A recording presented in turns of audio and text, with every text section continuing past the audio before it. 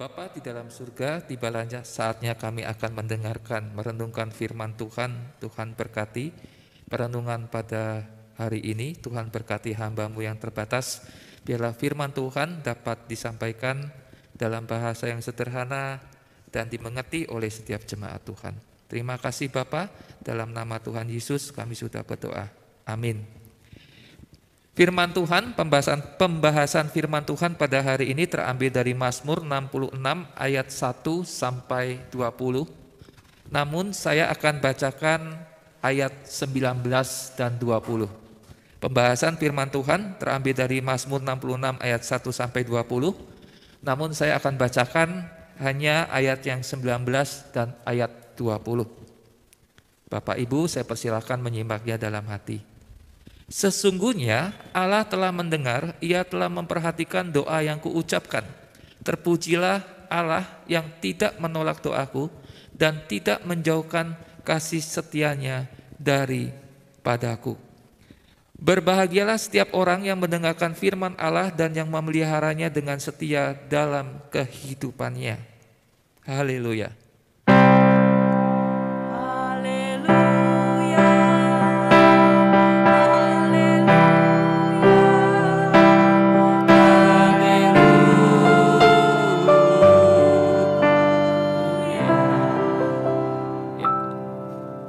Shalom Bapak Ibu sekalian yang dikasihi Tuhan Yesus Kristus. Perkenalkan saya Cahyono Chandra, penatua khusus Cahyono Chandra. Saya melayani di Gereja Kristus Ketapang Pos Kembangan. Jadi saya di posnya Gereja Kristus Ketapang.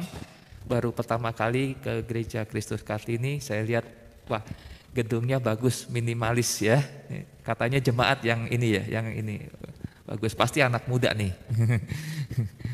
Ya Bapak Ibu, seringkali ketika kita melihat Tuhan, kita masing-masing kemungkinan ya punya pemikiran sendiri tentang Tuhan yang ideal itu seperti apa, gitu ya. Tuhan yang ideal seperti apa? Bapak Ibu, saya mau tanya ya, Bapak Ibu di sini siapa yang tiap hari berdoa supaya badannya sehat terus? Angkat tangan. Wih. Siapa di sini yang Bapak Ibu doa tiap hari, Tuhan cukupkan kebutuhan saya hari lepas hari? Angkat tangan. Wih. Pertanyaannya, tetap sakit gak? Tetap sakit gak? Sakit ya? Berdoa gak minta kesehatan? Tetap sakit gak? Buat apa berdoa? Betul, saya gak diundang lagi sama Bu Setiati nih. Pak Cahyono nyesatin nih. Ya, betul gak? Bapak Ibu berdoa untuk kecukupan? Kadang-kadang dompetnya tipis gak? Sering tuh, tegas dan jelas. Sering. Berdoa untuk kecukupan? Sering dompetnya tipis? Buat apa berdoa? Menguatkan ketipisan gitu ya, jadi tebel gitu ya. Bapak Ibu, seringkali ketika kita melihat Tuhan ya, kita punya rasa-rasa sendiri nih sama Tuhan. Rasa-rasa itu dengan perasaan kita, dengan kondisi kita, dan seringkali rasa-rasa itu bukan sesuai dengan apa yang Alkitab jelaskan tentang Allah. Di sini saya lihat banyak yang senior, ada beberapa yang senior ya. Saya mau tanya semuanya nih, semua percaya Tuhan Yesus? Angkat tangan yang percaya. Saya mau ngetes nih, karena kan saya dari Jakarta gitu ya, di Bogor kayak apa. Percaya semua ya? Percaya? Percaya Tuhan Yesus ya? Siapa yang sudah baca Alkitab satu kali habis? Satu kali habis, 1, 2, 3, 4. Yang belum habis, saya mau tanya, Bapak Ibu percaya Tuhan Yesus? Ini saya ngetes aja ya, tapi nggak pernah baca Alkitab. Tuhan Yesus yang mana? Belum baca Alkitab habis. Pertanyaannya percaya Tuhan Yesus yang mana? Yang kata orang belum tentu benar gitu ya. Harus kata Alkitab, berarti kan Seringkali kita rasa-rasa tentang Tuhan terhadap kita, itu rasa-rasa diri kita sendiri. Dengan kondisi kita. Kalau duit banyak, badan sehat, Tuhan baik. Tetapi kalau badan sakit, minta doa masih tetap sakit. Minta doa lagi tetap sakit. 5 tahun sakit gak sembuh-sembuh, malah tambah penyakit yang lain. Tuhan baik gak? Nah Bapak Ibu, tema kita ini tema yang umum ya. Kalau orang mau melihat tema ini, khotbahnya begitu-gitu aja pasti. Tetapi ini nggak gampang loh Bapak Ibu. Muliakan Tuhan dengan pujian dan perbuatan. Kita mudah memuliakan Tuhan, kita mudah memuji Tuhan kalau everything okay, semuanya fine. Betul? Bapak Ibu kan kalau hidup gak enak kan rasanya udah malas gitu ya. Ibadah malas, apa malas gitu ya. Memuliakan Tuhan apalagi gitu. Saya kalau di kedugaan saya sering tanya begini. Bapak Ibu semua ada yang mau hidup sampai umur 200 tahun? Ada? Pasti nggak mau Bapak Ibu, tapi kalimat saya belum selesai.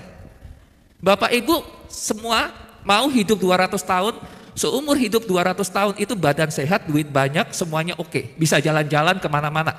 Mau nggak 200 tahun? Tetap nggak mau Pak. Badan sehat, bisa jalan-jalan. Kasihan amat. Bercanda Pak.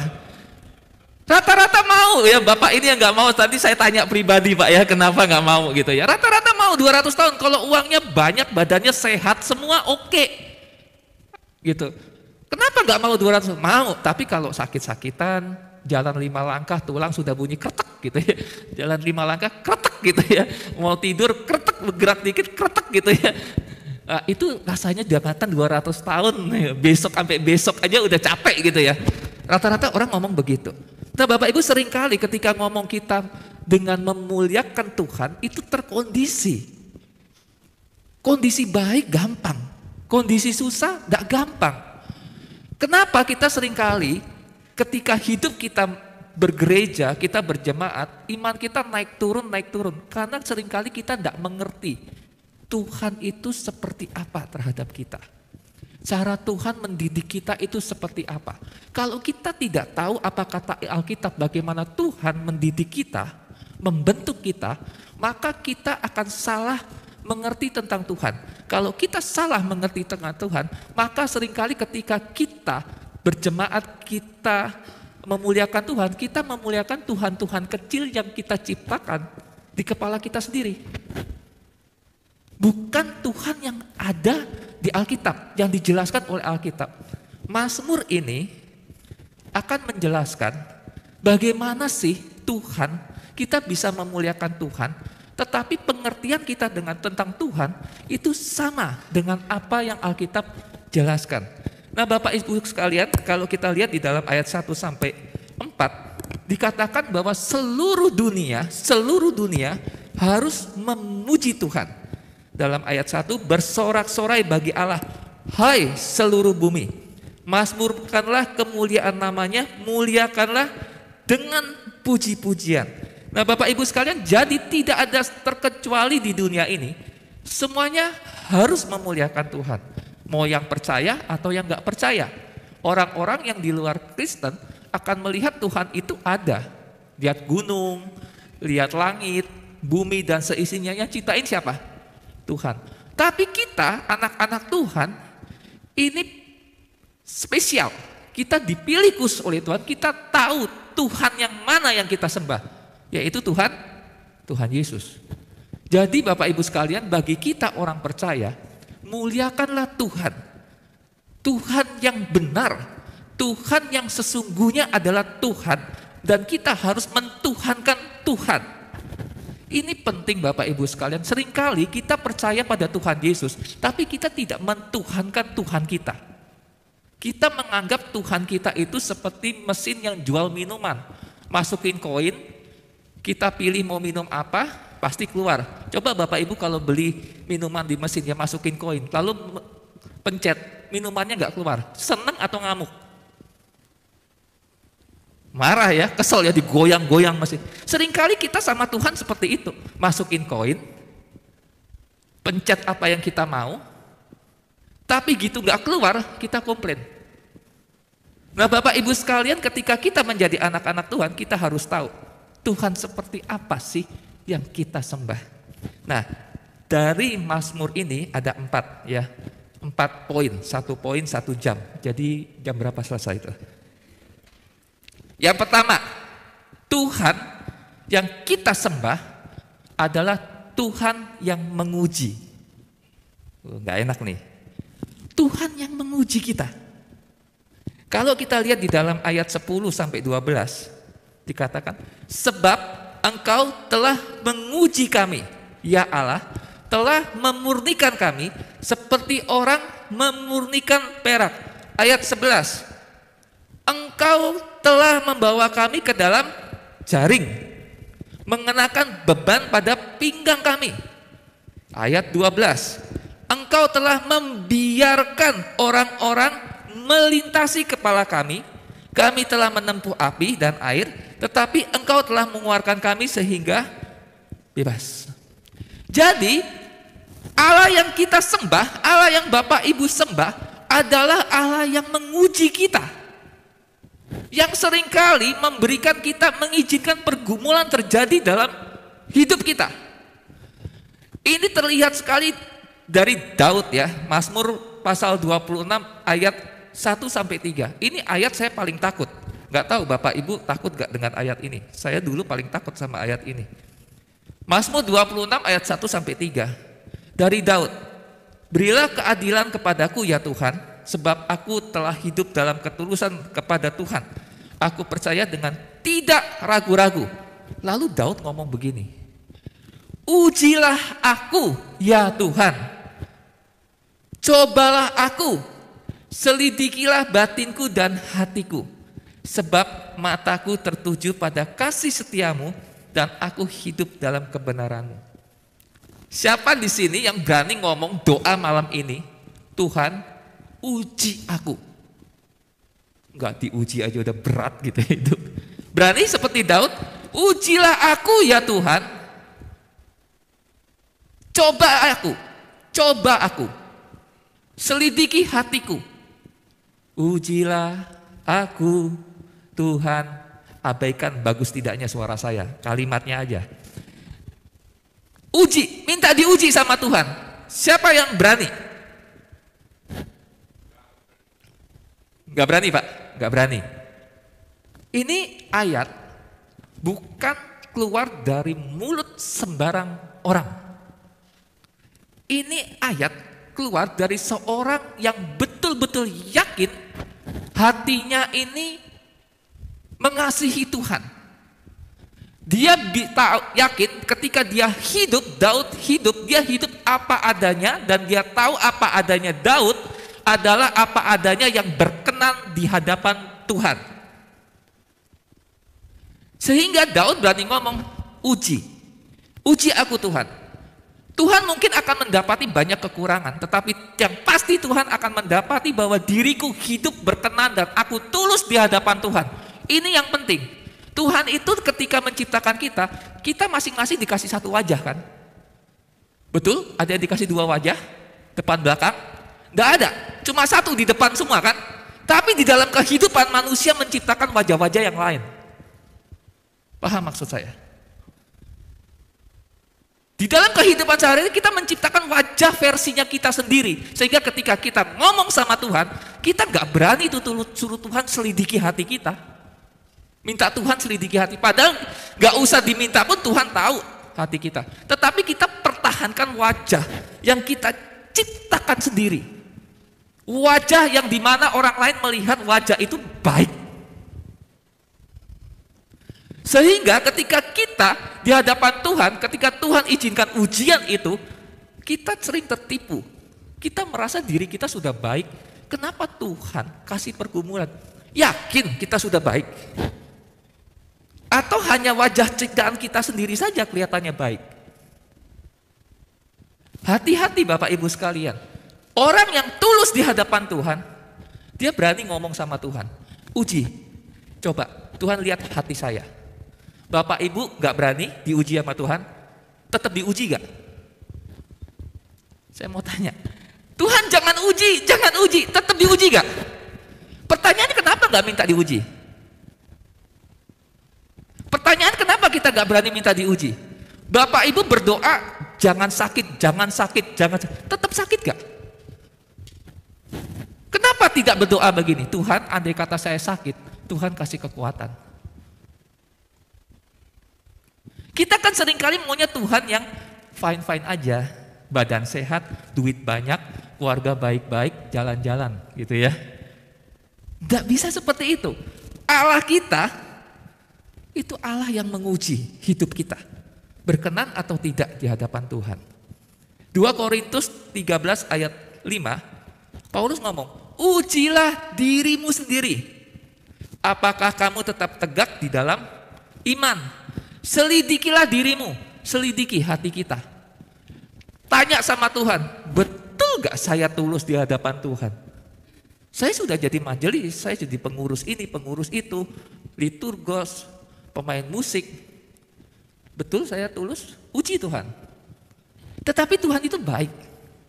Tuhan gak cuma uji kita, tetapi Tuhan juga minta diuji loh. Mengizinkan, bukan mencobai ya.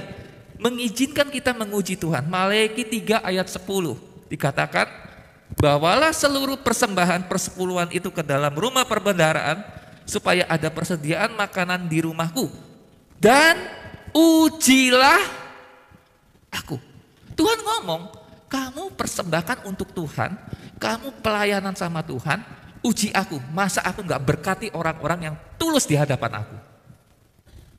Jadi Tuhan kita tuh Tuhan yang fair. Gak cuma nguji tok, gak seperti guru kita di sekolah SMP, SD, SMP, SMA. Kalau guru kita di sekolah kan kita diuji terus ya. Pernah gak guru-guru kita itu, di sini ada yang guru ya?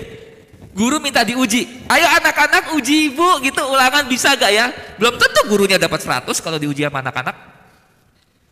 Mohon maaf ya guru ya, ini contoh aja. Tetapi Tuhan kita adil. Kamu tak uji supaya kamu murni, supaya kamu tulus, tak uji. Tetapi kamu, saya izinkan menguji, bukan mencobai. Menguji aku. Masakan kalau kamu melayani, kamu tulus, hidup kamu gak diberkati? Jadi ini loh, kita harus mengerti dulu, Tuhan kita itu seperti apa? Allah yang kita sembah, Tuhan Yesus itu, Allah yang menguji hidup kita. Supaya kita makin lama makin murni. Yang kedua, saya sampai jam berapa ini boleh khotbah? Bapak Ibu enak duduk, saya berdiri. Dari tadi berdiri. Yang kedua, Allah kita itu Allah yang jaga. Jadi selain dia menguji, dia menjaga. Ini loh hebatnya, enaknya jadi anak Tuhan. Kita diuji tapi gak sampai tergeletak. Tuhan menjaga. Pujilah Allah kami dalam ayat 8 dan 9. Pujilah Allah kami hai bangsa-bangsa, pendengarkanlah puji-pujian kepadanya. Ia mempertahankan jiwa kami di dalam hidup dan tidak membiarkan kami goyah. Bapak Ibu kalau punya Tuhan pengennya dijaga kayak apa? Dijaga kayak apa? Saya pernah lihat di YouTube ya. Mau nyebrang jalan. Dalam nama Tuhan Yesus, Tuhan lindungi. Gak nengok kiri kanan, jalan gitu. Itu ada di YouTube itu. Jalan. Ya akhirnya tahu sendiri ya, karena jalanan rame. Di video betul-betul. Apakah seperti itu Tuhan menjaga kita? Saya ada satu jemaat, saya unik nih jemaat. Dikit-dikit dalam nama Tuhan Yesus, dikit-dikit dalam nama Tuhan Yesus, dikit-dikit dalam nama Tuhan Yesus. Kalau ke pasar gitu mau beli sayur gitu ya, dalam nama Tuhan Yesus supaya sayurnya bagus kali gitu ya, dalam nama Tuhan Yesus. Enggak seperti itu Tuhan menjaga kita. Nama Tuhan itu tidak boleh dimain-mainin. Jangan seperti jimat. Ya. Nama Tuhan itu bukan seperti jimat. Mau setir mobil mau belok ke kiri dalam nama Tuhan Yesus. Bok kira itu Tuhanmu tuh kenekah? Gitu. Enggak seperti itu. Enggak seperti itu. Tuhan jaga kita, tetapi Tuhan menguji kita. Ketika Tuhan menjaga kita, berarti menjaga kita dari ujian yang Tuhan berikan pada kita. Lihat, nyambung ya Mazmur ini ya. Jadi dikatakan begini, Pak. Ketika Tuhan yang menjaga kita, berarti harus ada sesuatu yang memang harus dijaga dalam hidup kita. Berarti apa? Tuhan harus izinkan ada pergumulan dulu di dalam hidup kita. Ketika kita ada pergumulan, Tuhan jaga, kita tahu bahwa ketika kita dalam kesulitan, Tuhan itu jaga, kita bisa memuliakan Tuhan.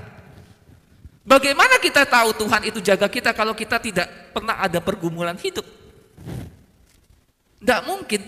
Nah, ketika kita ngomong teks ini menjelaskan tentang perjalanan bangsa Israel keluar dari tanah Mesir. Sebetulnya kalau Bapak Ibu lihat dari ayat 1 sampai ayat 20, karena ada menyeberangi laut dan lain-lain gitu ya. Nah, kalau kita lihat, kita kilas balik mundur dalam perjalanan bangsa Israel ketika keluar dari Mesir, terlihat sekali Tuhan memberikan pergumulan. Ketika bangsa Israel zamannya Yusuf, bangsa Israel itu maju sekali. Yusuf tuh orang yang kepercayaannya Firaun. Tapi ada satu masa di mana orang sudah melupakan Yusuf dan bangsa Israel makin lama makin banyak, tetapi makin banyak justru membuat bangsa Mesir ketakutan. Sehingga ditindaslah bangsa Israel berteriak sama Tuhan, Tuhan dengar. Nah, ketika Tuhan dengar, Tuhan utus Musa. Dan singkat cerita bangsa Israel bisa keluar dari Mesir dengan 10 tulah. Nah, menarik sekali kalau kita melihat dari 10 tulah, kita melihat tulah yang keempat, bagaimana Tuhan menjaga bangsa Israel. Dalam tulah yang keempat itu tulah lalat pikat. Lalat pikat di seluruh Mesir ada lalat pikat, kena tulah. Hanya di tanah tempat bangsa Israel tinggal, tanah Gosyen. Di situ tidak ada lalat pikat. Tuhan khususkan, Tuhan lindungi, tetapi ada pergumulan, ada. Bangsa Israel tertindas. Tetapi ketika Tuhan kasih tulah, bangsa Israel terlindungi. Begitu juga tulah yang kelima, tulah sampar. Tuhan memberikan perbedaan antara ternaknya bangsa Israel dengan ternaknya orang Mesir. Di dalam Keluaran 9 ayat 4. Ternaknya orang Mesir kena sampar, yang Israel enggak. Dibedakan. Lalu tulah ketujuh, hujan es. Begitu juga di tanah Gosyen tempatnya orang Israel, tidak ada hujan es. Di tanah orang Mesir yang ada hujan es. Begitu juga tulah anak sulung, tulah ke-10. Pembedaan juga terjadi. Jadi Bapak Ibu sekalian, ketika kita menjadi anak-anak Tuhan, ada pergumulan dulu, ada ketakutan, ada kesulitan, tetapi Tuhan tidak membiarkan kita tergeletak. Bahkan ketika bangsa Israel keluar dari Mesir, Tuhan tuh pimpin bangsa Israel dengan apa? Tiang awan dan tiang api. Ketika kejepit depan laut, belakang bangsa Mesir, Tuhan ngomong apa sama Musa? Musa ini udah bingung. Bapak Ibu kalau jadi Musa, pimpin bangsa Israel yang nggak pernah perang, lalu kejepit depan laut, belakang musuh, mau diapain? Gak bisa apa-apa ya. Tapi di dalam Keluaran 14 ayat 14 Tuhan ngomong, Tuhan akan berperang untuk kamu dan kamu diam saja. Ketika pergumulan berat, terancam bahaya, gak bisa apa-apa, Tuhan jaga. Gak usah buat apa-apa, diam aja. Akhirnya belah laut pakai tongkat. Luar biasa? Luar biasa. Kalau kita mau memuliakan Tuhan, kita harus tahu bahwa Allah kita tuh Allah yang menguji, tetapi Allah yang menjaga. Jadi jangan heran Bapak Ibu udah jadi majelis puluhan tahun, Bapak Ibu udah jadi pengurus puluhan tahun, masih di kandungan pun udah Kristen, gitu kira-kira ya. Tapi tetap sakit, tetap susah hidupnya, kadang-kadang naik turun, ada pergumulan ini, pergumulan. Gak heran, kenapa? Karena Allah kita Allah yang menguji. Tetapi ketika Bapak Ibu sekalian bisa duduk diam di sini beribadah, dengar firman Tuhan, itu berarti Tuhan menjaga, Tuhan memelihara. Amin. Jadi gak usah bingung ketika kita ada pergumulan. Lalu Bapak Ibu yang jemaat aja ada pergumulan, saya yang hamba Tuhan aja ada, yang tiap hari tidur sama Alkitab, gitu kira-kira gitu ya. Saya aja ada gitu loh. Jangan heran, tidak ada satu hamba Tuhan pun di dunia ini yang gak ada pergumulan. Tidak ada satu tokoh Alkitab pun yang gak ada pergumulan. Mana ada tokoh Alkitab yang lahirnya enak, hidupnya kaya raya, foya-foya, mati masuk surga. Gak ada, semua sengsara hidupnya. Tapi Tuhan jaga. Yang ketiga, tadi Tuhan yang menguji. Yang kedua, Tuhan menjaga. Yang ketiga, Tuhan menjawab orang-orang yang tulus.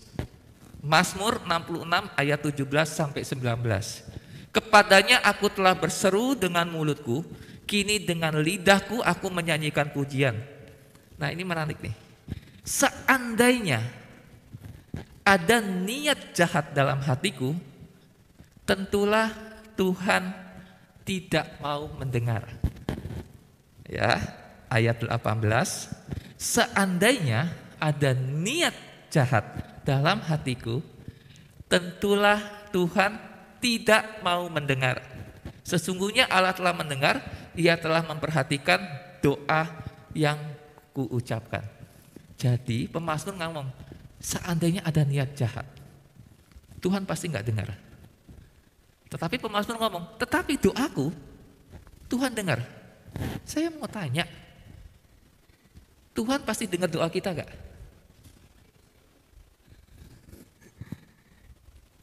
Tuhan pasti dengar doa kita gak?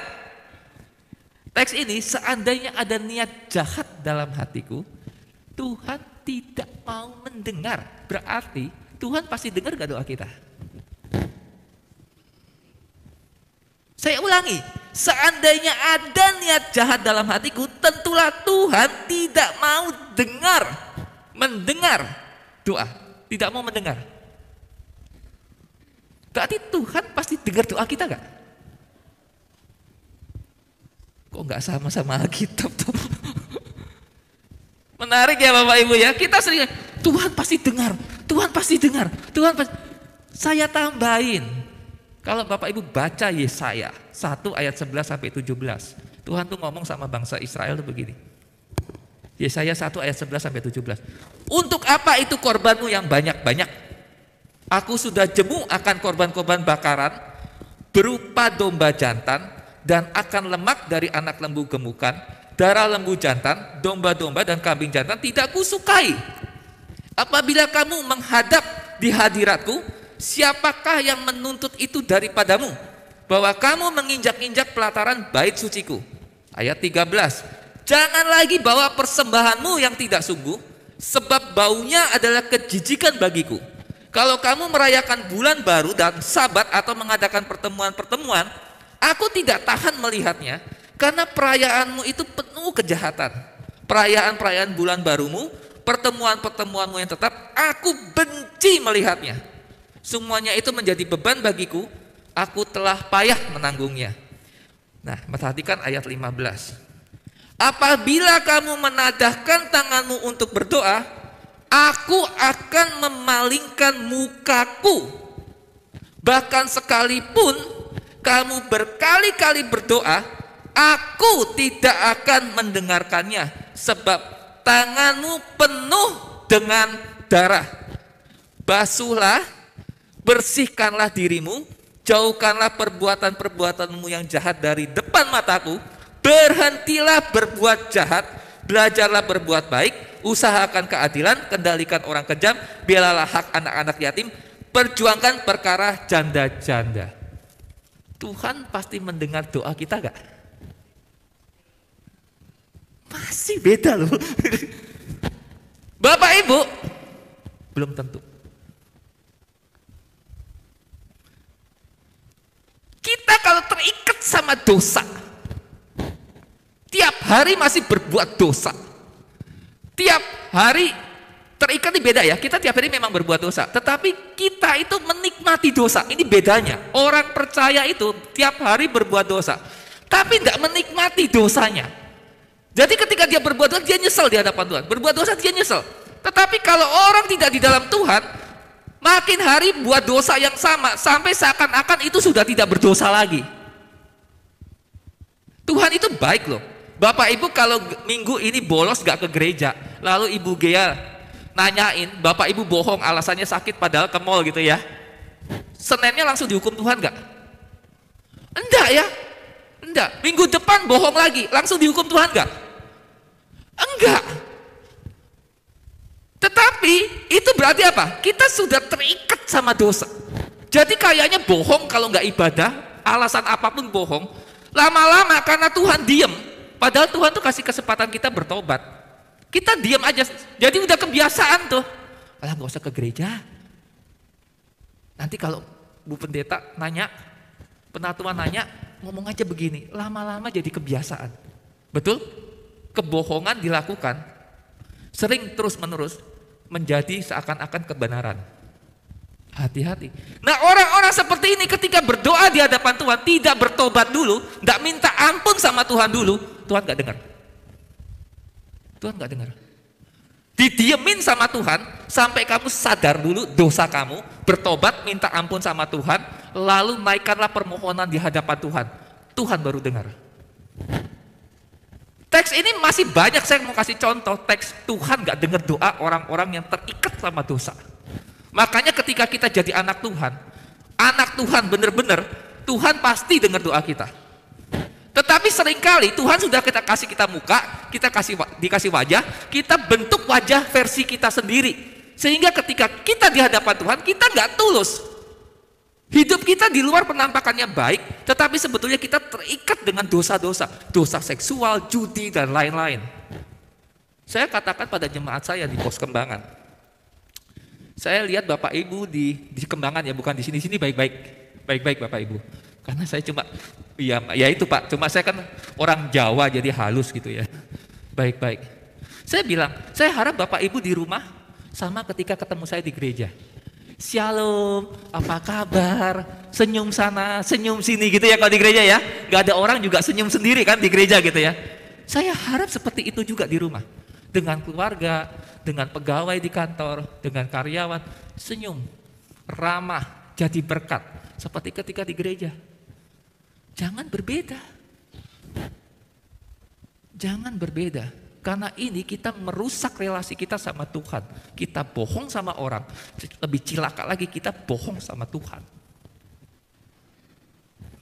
Kita bohong sama Tuhan. Bapak Ibu mau jadi orang tua, anak itu melihat papa mamanya seperti apa.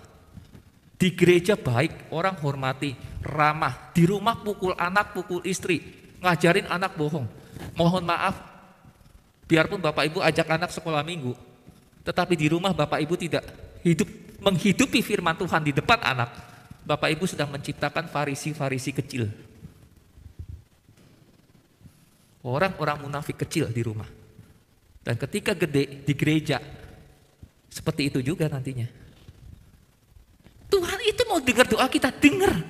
Tetapi doa orang-orang yang sadar akan dosanya. Bedanya Saul sama Daud apa? Daud ketika berdosa dia minta ampun sama Tuhan. Tulus sama Tuhan. Saul tidak. Makanya Tuhan memberkati Daud walaupun tetap hukuman itu ada gak bagi Daud? Ada 4 generasi. Minta ampun pun tetap ada konsekuensinya. Apalagi Bapak Ibu buat dosa gak minta ampun. Bisa bayangin? Tidak gampang. Bapak Ibu sekalian, yang ketiga tadi adalah Tuhan menjawab doa orang-orang yang hatinya tulus, sadar akan dosa, minta ampun sama Tuhan. Jadi kalau mau minta sesuatu sama Tuhan, koreksi diri dulu. Saya sudah anak Tuhan bukan? Sudah anak Tuhan bukan? Kalau belum, minta ampun, bertobat dulu sama Tuhan. Baru Tuhan dengar. Yang keempat, yang terakhir dan yang paling lama. Tuhan ingin kita menyembah Dia. Ada salah satu teolog mengatakan begini, Allahnya orang Kristen itu Allah yang narsis, yang maunya disembah, maunya dipuji, maunya dimuliakan. Jadi Tuhan kita itu dikatakan Tuhan yang gila hormat. Mazmur 13-16 dikatakan begini, Aku akan masuk ke dalam rumahmu dengan membawa korban-korban bakaran, akan membayar padamu nazarku yang telah diucapkan bibirku dan dikatakan mulutku pada waktu aku susah. Korban-korban bakaran dari binatang gemuk kupersembahkan kepadamu dengan asap korban dari domba-domba jantan. Ayat 17, Kepadanya aku telah berseru dengan mulutku, kini dengan lidahku aku akan menyanyikan pujian. Jadi pemazmur mengatakan begini, aku akan menyembah Tuhan Karena aku tahu Allahku suka disembah, Allahku suka dimuliakan. Kan di Alkitab kan banyak yang Tuhan ngomong ya, sembahlah aku, pujilah aku. Orang yang tidak ngerti tentang Tuhan akan pikir Tuhan itu adalah Tuhan yang gila hormat. Tapi pertanyaannya begini, kenapa sih Tuhan mati-matian pengen kita nyembah Dia? Apa Tuhan benar gila hormat? Enggak Bapak Ibu. Tuhan itu mati-matian untuk kita menyembah Dia, bukan untuk kepentingan Tuhan, tetapi untuk kepentingan kita. Bedakan nih, nanti mau kampanye nih, bentar lagi ya, semuanya pengennya tuh jadi presiden gitu ya, pengikutnya banyak, ayo semua ikut, untuk kepentingan siapa? Yang kampanye, betul? Tetapi ketika Tuhan ingin kita memuliakan Dia, menyembah Dia, bukan untuk kepentingan Tuhan. Tidak ada kebutuhan Tuhan, Tuhan itu Allah, mau butuh apa lagi? Dia punya semuanya. Tetapi ketika Tuhan ingin kita menyembah Dia, karena Tuhan tahu, kalau kita tidak menyembah Tuhan, kita nyembah setan. Jadi Tuhan tuh tarik mati-matian, sampai ini manusia ini ya, sudah Adam dan Hawa rusak, udah gitu zamannya Nuh rusak, kemudian Nuhnya diselamatin 8 orang, the best of the bestnya manusia. Rusak juga keturunannya, Babel, kemudian kalau lihat perjalanan bangsa Israel, bebal gitu ya. Rusak. Tuhan mati-matian, sembah aku. Manusia tetap menyembah berhala. Akhirnya Tuhan utus anaknya, mati di atas kayu salib. Sampai segitunya Tuhan ingin manusia mendekat sama Dia. Sampai Tuhan korbankan anaknya. Tapi manusia seringkali tidak mau memuliakan Tuhan. Bapak Ibu sekalian, kita bisa selamat itu bukan karena perbuatan baik Bapak Ibu, bukan. Tapi anugerah semata oleh Tuhan. Hanya anugerah semata. Dikatakan dalam 1 Korintus 6 ayat 20, sebab kamu telah dibeli dan harganya telah lunas dibayar. Ada satu jemaat, saya contohin jemaat saya aja lah ya. Sering ngomong begini, kita kan pelayanan gak dibayar. Di sini dibayar gak Bu? Enggak ya, gak dibayar ya. Kita kan pelayanan gak dibayar. Sopo sih ngomong gak dibayar? Jawanya keluar. Siapa yang bilang gak dibayar? Firman Tuhan mengatakan sudah dibayar lunas. Yang main keyboard nih, Pak siapa tadi mainnya bagus ya? Sudah dibayar lunas, udah dibayar sama Tuhan, lunas. Bapak Ibu ngurusin gereja, udah dibayar lunas. Dengan darah Tuhan. Jadi tugas kita ketika kita melayani, kita itu melayani tidak akan bisa membayar apa yang sudah Tuhan lunaskan. Sampai mati gak bisa. Jadi kalau kita sudah dibayar lunas, lalu kita gak mau melayani Tuhan, itu namanya apa? Bapak Ibu kalau punya pegawai udah dibayar tapi gak mau kerja. Dibayar di muka loh. Tapi gak mau kerja. Ketika kita sudah dibayar lunas oleh Tuhan, lalu kita gak mau memuliakan Dia, hidup kita gak jadi berkat, lalu kita tidak mau pelayanan di gereja, itu tandanya kita manusia yang seperti apa? Bukan saya orang Jawa Pak, halus. Jadi, tapi itulah maksud saya sebetulnya ya. Gitu. Bapak Ibu sadar nggak? Kita ini udah dibayar lunas dan berkali-kali kita sudah dibayar lunas. Alkitab mengatakan kita sudah dibayar lunas. Jadi marilah hidup kita memuliakan Tuhan, memuji Tuhan, tapi dengan hati yang lepaskan topeng-topeng wajah-wajah buatan kita. Pakailah gambar dan rupa Allah, hidup jadi berkat. Terakhir 1 menit sebelum saya diginiin nanti. Saya ini dulu ateis, saya umur 4 tahun, yatim piatu, papa mama meninggal dalam tahun yang sama, saya dibuang di panti asuhan yang miskin, dibuang. Jadi saya tidak tahu keluarga saya, mungkin ada dari bapak ibu tuh keluarga saya nggak tahu. Jadi tidak punya siapa-siapa, tengil-tengil dewean, tengil-tengil, ini orang Sunda ya, sendirian satu. Jadi keluarga saya tuh cuma istri saya dan keluarga dari istri saya. Jadi istri saya tuh nggak punya mertua. Kata istri saya mengurangi setengah masalah. Gitu. Enak sama yatim piatu menikah mengurangi setengah masalah gitu katanya. Karena kalau mau nikah tuh kadang-kadang yang ribut malah mertua sama mertua gitu ya. Di tempat lain, di sini nggak ada, baik-baik semua. Jadi saya dibentuk tidak percaya Tuhan karena itu nggak ngajarin berdoa, nggak tahu agamanya apa. Saya itu sekolah biaya sendiri dari SD, jualan teh botol Coca-Cola di perempatan Coca-Cola Cempaka Putih, Asongan. Lalu setelah SMA lulus, saya hidup ateis, saya tidak percaya Tuhan. Sempat masuk sekolah disc joki. Yang muda tahu ya disc joki ya? Jangan pura-pura nggak tahu lah. Yang kalau di diskotik main itu ya.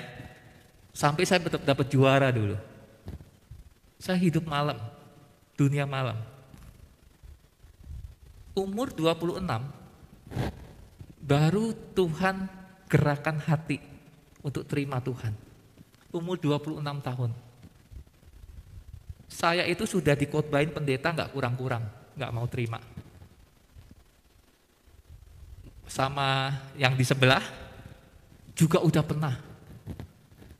Cuma karena nggak boleh makan ini, nggak boleh makan itu, jadi saya nggak mau. Pernah diajak yang ke sebelah lagi. Saya cuma mikir kok patung disembah, saya nggak mau. Banyak hal. Pendeta ngotbahin saya marahin. Sekarang jadi hamba Tuhan, makanya Bapak Ibu sama hamba Tuhan baik-baik, kalau nggak jadi hamba Tuhan.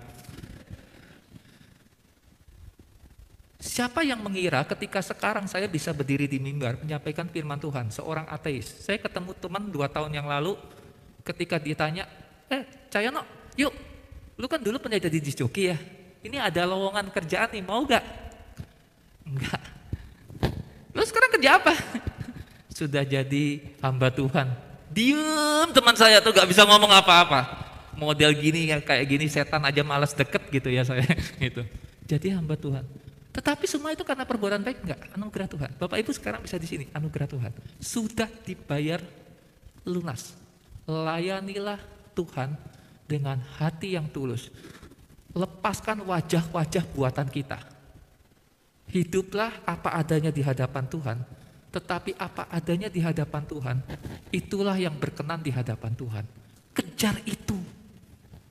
Lepaskan topeng semua.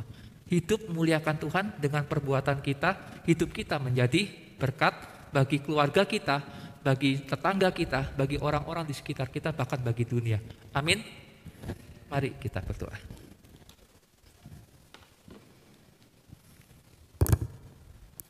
Bapa di dalam surga, terima kasih kami sudah merenungkan firman Tuhan. Biarlah melalui apa yang kami renungkan, kami belajar bahwa ketika kami hidup, kami harus memuliakan Tuhan karena kami sudah dibayar lunas.